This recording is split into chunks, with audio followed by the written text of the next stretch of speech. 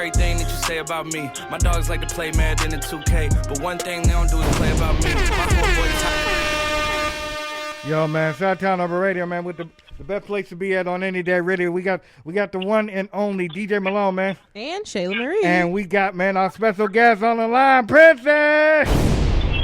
Hey, how are you? Hey, how you doing? What's up, Chi-Town? Welcome, man. Welcome to the show. Thank you for coming and visiting having with me. us.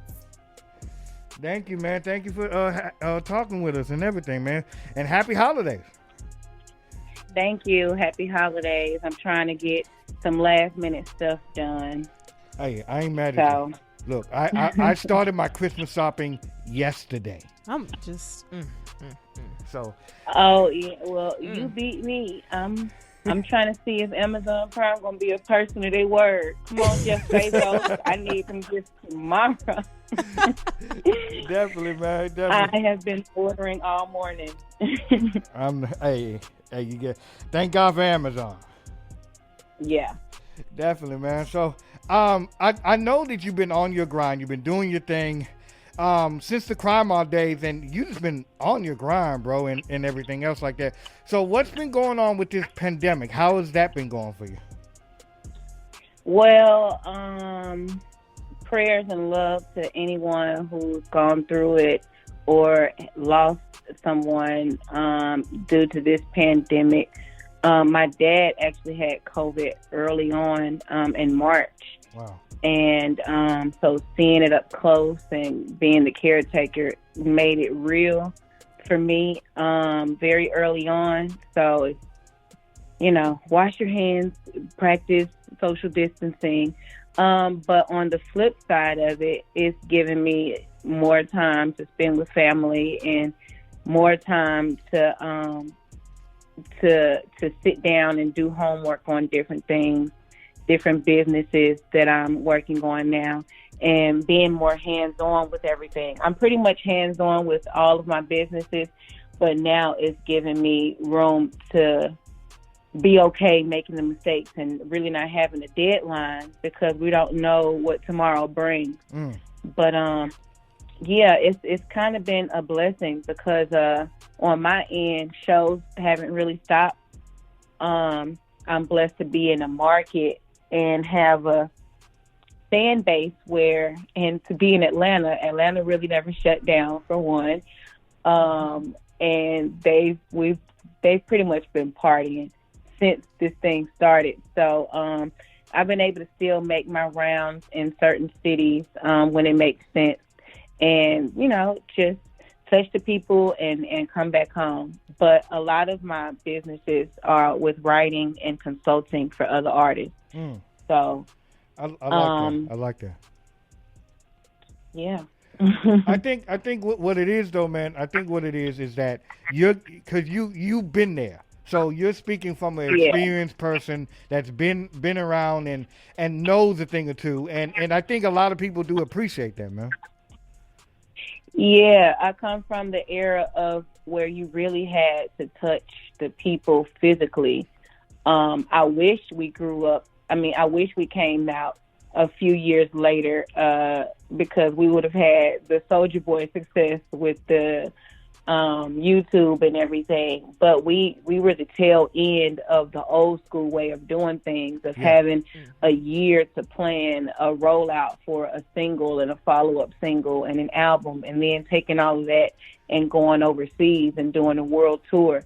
It's not like that anymore. People consume information and music so quick that the older generation had to catch up to the new way of doing things. And that's just, don't worry about being so perfect all the time. It's more about the content than the hours that you spend on something, because nowadays people just don't care that you spend 2 months on a video. They don't care. Yeah. They want it now, and you just got to deliver. So, yeah, I think that's what I'm doing now. I think presentation is everything, though. And I think a lot of It times is. people don't really want to take that and say, okay, well, maybe I take a couple bucks to myself and invest into the look of it. Because two things Yeah. one thing I will tell people is that presentation, like for instance, our show presentation will look good, but it's even better if we have good content. So now I got Hmm. the presentation is to make them look, and the content is to make them stay. Yep. You got to have the medicine and the candy. And as bad as it sounds, not dumbing it down for new listeners, but being more colorful and being more creative in the marketing, because each generation in this genre is dictated by the younger generation. Yes. So even when we came out as crunk artists, we still had to fight with the East Coast rappers who thought the South, couldn't rap still at the time. We had to fight with subgenres within hip hop, with the snap movement and the trap movement. Wow. So I didn't think you just about got it to like stay that. consistent. Yeah. I didn't think, yeah, because around that time, around all that, Jeezy was boiling up. Yeah. You had, of course, Soldier Boy and all them, and I think I always tell people the South has always been the underground ruler. It's always Yeah. that's just to me, and because from a guy from Chicago, and I'm listening to a lot of these things growing up and stuff like that. But when you in hindsight, when you really look at it, the South has always been winning. It's just never been showcased. Yes. Yeah, it's never really been showcased till now. But if from Outkast and even before Outkast, Atlanta sound was kind of a derivative of the bass music, the Miami sound, the booty shaking, the freaknik, and then that translated into strip clubs, and the dance culture took over. Jermaine Dupri had Criss Cross and TLC, so we started being examples of fashion, with the jerseys and the pants backwards. But at the same time, you had dope people who are legends now starting their own labels at the same time. You had John starting BME. You had Ludacris with DCP. You had Tip with Grant Hustle. So everybody in Atlanta was still fighting for their solo careers to be taken seriously, as well as getting their label off the ground. So the early 2000s was a big shift as far as business was concerned, because everybody ended up with label deals, and that was like the last big thing before the 360s came. Yeah. So, yeah. Anything you want to add, Shayla? I was going to get more towards the singles. Okay. Are you ready for that? So, what was your inspiration behind Mama Kissing Santa? well, my son is 4.5 now, and I had on a Michael Jackson T-shirt last year, which would put him at 3, and he was like, he just randomly walked by. He was like, "Mommy, you have on a Michael Jackson shirt. What do you know about Michael Jackson?" Oh wow! And I almost went through the roof. Like, boy, you're 3. It blew my mind, because he really thought, like, what do you know about Michael Jackson? Baby, no music. And we listened to a couple of records, and that was one of the ones that he gravitated to. And he was like, "Mama was kissing Santa Claus." And I broke it down to him like it was really the daddy. The daddy was playing Santa Claus. And so I redid that record, that one, and then a couple of other ones. And I'm a creative person, so when I have an idea, I jump on it, but then I also move on to other things after I do it. So I actually did those songs last year, and I didn't put them out till this year because I thought I was going to have a whole rollout for 2020, and I was gonna have elves as strippers and stuff. We was gonna do a whole strip club tour and all of that, but COVID hit, so I was like, well, I still want to put them out. And there's a video dropping Christmas Day for Mama Kissing Santa Claus. Oh, wow. So it's going down.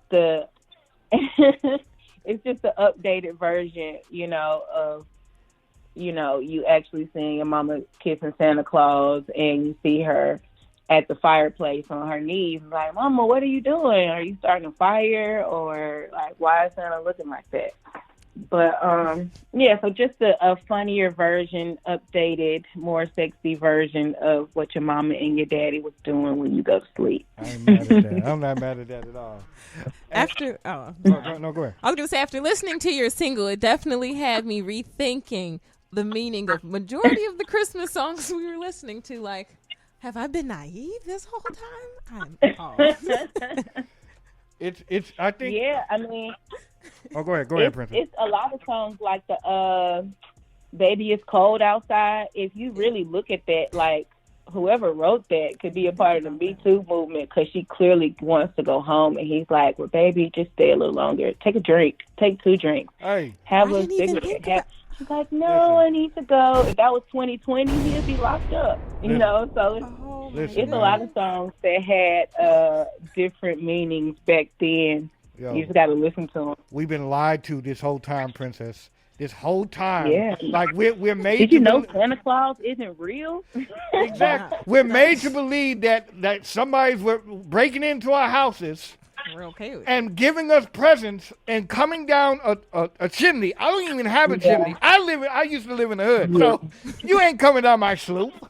It's not. Yeah. Somebody's going to see you. My 4-year-old, that's why he's not really into the whole Santa Claus bearded guy. He was like, "Mommy, that's weird. You told me don't talk to strangers, but I'm supposed to let somebody come in and give me presents. That's weird." He's going places. Well, I guess you don't have to do that. He was like, "Just put them under the tree for me, and I'll wrap them up. I'll get to it when I get to it." Like, okay. All right. The fact that he said, "I'll get to it when I get to it." I'll get to it when I get to it. I ain't mad at that. Kids now, they really are just so different, so advanced, so smart. Like, yeah, because when we were kids, man, like, we just believed it. We just, hey, okay, yeah, there's a big white guy coming down the chimney tonight, and he likes cookies. And you know what I'm saying? It was just like, it was okay. No questions. Yeah. So, yeah. You say stranger danger. Smart. So, now these kids want to know more. Going into it now, man, once this is all done, what would you like to do? Where would you like to perform? Is there anything that you really want to do? Because we all need a vacation after this year.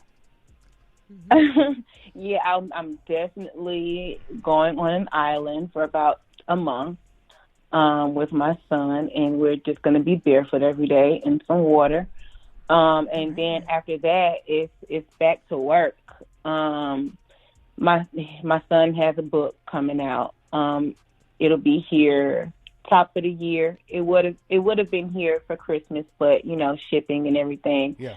But he has his book coming out, and then I also have a cookbook coming out, Princess Pantry. So it's more like healthier options, not like all the way vegan or vegetarian, but just health conscious. You said the right word, Princess. She's going vegan. Yes, let's go. We are pimping health in the communities because we don't need any more problems. It's time. I'm also working with a company that's rewriting the curriculum for Atlanta school systems and implementing more culturally conscious curriculum for our kids. I like that. That how to survive in America as a black child or a brown child. I like that. Or underprivileged child. So going more into the educational field, get some of that 501c3 coin. That's some money. But as far as like music goes, performing is always a love of mine, but I'm a creative, so we're going more into like the one man show type of thing, where comedy will be introduced and more musical talents will be shown, and not just me rapping, um, you know, I crunk remember. music. Um, there's a stage play coming, and there's also a show with some notable comedians and rappers mixed up in one that is very, very, very, very dope, and I can't wait to tell more about it. But next year is more on the executive side. I like that. I also write music for different sports. Everybody needs original music now because it's cheaper than licensing music. So I have a company that outsources catalog music. I'm working with 50 Cent on his other show, For Life, Yeah. about the dude who was locked up and became the lawyer.